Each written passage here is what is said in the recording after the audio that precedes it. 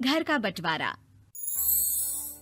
अरे विनोद, तूने हलवाई को सारा सामान तो दे दिया है ना? अक्षय की शादी में कोई कमी नहीं रहनी चाहिए। आखिर सबसे छोटा भाई है तुम सबका। हाँ माँ, आप चिंता मत करो, मैं पूरा ध्यान रखूंगा। मंगल बेटा, तूने तो कहा था कि फूल का ऑर्डर दे दिया है, यहाँ तो फूल पहुँचे ही नहीं। अब क्या बहू की विदाई के बाद फूल आएंगे? माँ, मैंने अभी बात की है फूल वाले से, वो रास्ते में ही है। आप किशोर भैया से क्यों नहीं कहती कुछ करने को? किशोर पहले ही मेरे बताए काम कर रहा है। पास के सभी रिश्तेदारों और मोहल्ले वालों को कार्ड वही तो देकर आया था। रिसेप्शन के लिए हॉल भी उसी ने बुक किया था।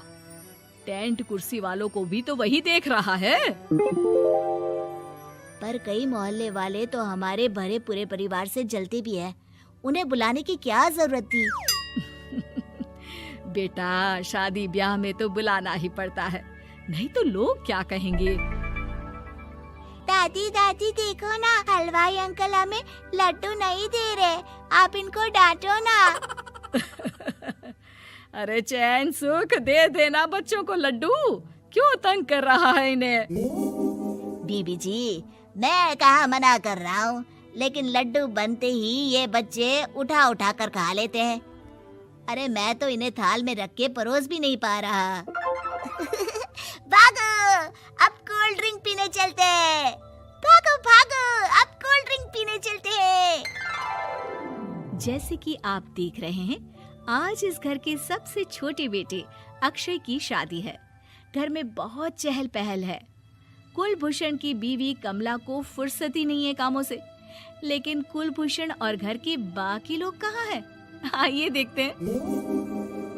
अजी, आप यहाँ आराम से बैठकर गाने सुन रहे हो और घर में अभी तक इतने काम बचे हैं करने को। अरे भाई, मेरे सबसे छोटे बेटे की शादी है, इसके बाद तो मैं अब चिंता मुक्त हो ही जाऊंगा। और फिर घर में तुम हो, बेटे बहुएं हैं, तुम लोगों के होते हुए मैं क्यों काम करूं? मैं तो शान से बेटे की शादी में जाऊंगा तैयार होकर। अरे ठीक है, अब आप आराम ही कीजिए। एक बार अभिषेक की बीवी आ जाए, फिर मैं भी आराम करूंगी और मेरी चारों बहुएं पूरे घर की जिम्मेदारियां संभाल लेगी। इतना कहकर कमला वापस अपने काम में लग जाती है। बेटा भी, तू अब तक तैयार नहीं हुआ? किससे बात कर रहा है फोन पर? तैयार कैसे हूँ? सैलून जाने से तो आपने मना किया है, क्योंकि मुझे हल्दी लग चुकी है। भाभीयों को देखो, सुबह से पार्लर में है। अक्षय की शादी हो जाती है और नंदिता बहू बनकर घर आ जाती है, लेकिन इस घर की खुशियों को मानो किसी की नजर लग गई थी। नंदिता के आने के बाद आए दिन घर की शांति भंग होती रहती। अपने माँ बाप की इकलौती बेटी को इतने बड़े परिवार की जिम्मेदारियां कहाँ संभालनी थी। अभी देखो ना, मेरे हाथों की मेहंदी भी अभी नहीं उतरी है और तुम्हारी मम्मी ने मुझे घर के कामों में लगा दिया। मैंने सोचा था कि घर की सबसे छोटी बहू होने के कारण मुझे सब पलकों पर बिठा के रखेंगे, पर यहाँ तो पलक झपकने की भी फुर्सत नहीं मिलती। देखो नंदू, शादी के पहले ही मेरे घर वालों ने तुम्हें और तुम्हारे पेरेंट्स को बता दिया था कि मैं जॉइंट फैमिली में रहता हूँ, तो फिर अब ये शिकायत क्यों?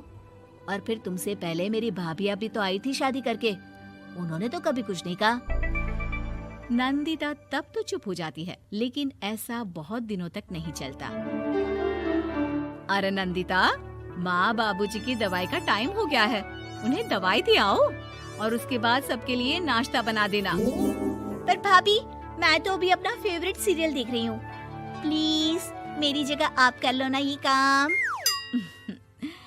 ठीक है, मैं तेरी जगह माँ बाबूजी को दवाई दे आती हूँ और नाश्ता बना लेती हूँ। तू मेरी जगह पूरे घर की डस्टिंग करके 5 बच्चों को स्कूल के लिए तैयार करके भेज देना और दोपहर का खाना बनाने के बाद कपड़े धोकर सुखा देना। उसके बाद हम दोनों मिलकर बाजार जाकर सब्जी ले आएंगे, फिर डिनर की तैयारी कर लेंगे और उसके बाद बस भाभी, मैं माँ बाबूजी को दवाई देकर सबके लिए नाश्ता बना देती हूँ। हे भगवान, ये कहाँ लाकर फंसा दिया मुझे। मेरे घर में तो गिनती की 8 रोटियां और 2 सब्जी बनती थी और नाश्ता निपट जाता था। यहाँ तो रोटियों का ढेर और सब्जियाँ बड़े बड़े पतीलों में बनानी पड़ती है। नाश्ता बनते बनते लंच का टाइम हो जाता है और लंच बनते बनते डिनर का। अभी मुझ में तुम्हारे पूरे परिवार का नखरा उठाने की और ताकत नहीं बची। मैं ऐसे नहीं रह सकती। अरे तो क्या चाहती हो तुम? मुझे अलग रहना है बस। तो ठीक है, हम कल ही शिफ्ट हो जाएंगे किराए के घर में। इतना बड़ा घर होते हुए हम किराए पे क्यों रहेंगे? ना जी ना, घर में ही दीवार खड़ी करो अपने हिस्से के आगे। घर के साथ साथ घर की खुशियों में भी दीवार खींच जाती है।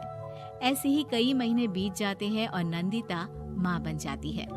बच्चे के आने से अभिषेक के कंधों पर खर्चों का बोझ आ पड़ता है। अभिषेक का बोझ कम करने के लिए नंदिता भी पार्ट टाइम जॉब कर लेती है, लेकिन इससे उसके सर पर नौकरी, घर और बच्चे की जिम्मेदारी बढ़ जाती है। नंदिता, ये क्या है? तुमने घर भी ठीक से साफ नहीं किया, ना ही मेरे कपड़े धुले हैं। चिंटू के बाल भी कटवाने जाना था, देखो उसके बाल कितने बढ़ गए हैं। अरे करती क्या हो पूरा दिन तुम? मैं करती क्या हूँ? तुम्हारा नाश्ता और लंच बनाने के बाद चिंटू को डे केयर सेंटर पर छोड़कर आती हूँ, फिर खुद ऑफिस जाती हूँ।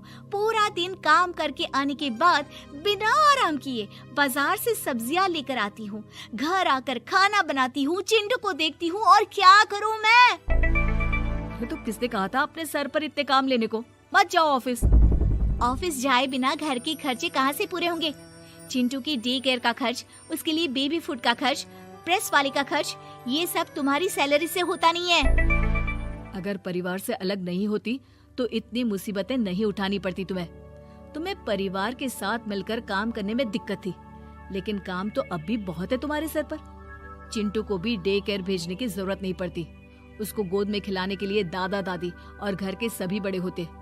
उसके साथ खेलने के लिए उसके भाई बहन भी होते। मेरे तीनों बड़े भाइयों के बच्चे भी बड़े हुए हैं, लेकिन बिना महंगा बेबी फूड खाए, क्योंकि मेरी माँ और भाभियाँ बहुत अच्छे से जानती है कि बच्चे को क्या खिलाना चाहिए। बिजली के बिल जैसे खर्चे भी सब मिलकर बांट लेते थे, लेकिन तुम्हें तो सबसे अलग रहने में ही मजा आता है, तो अब शिकायत क्यों करती हो? बस करो अभिषेक, बस करो। मैं मानती हूँ कि मैं गलत थी। मेरे एक गलत फैसले ने हमें बिल्कुल अकेला कर दिया है सबसे।